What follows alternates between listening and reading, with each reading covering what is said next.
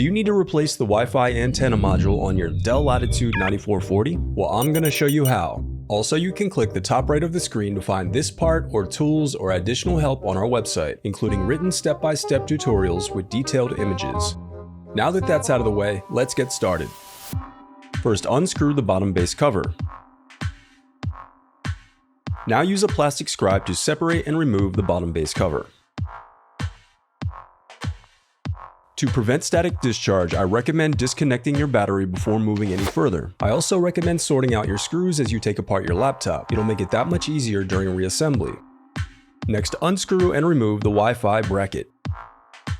Then disconnect the antenna cables.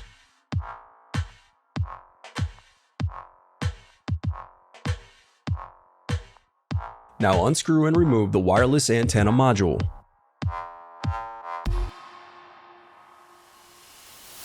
The reassembly of your laptop is as simple as following your steps in reverse.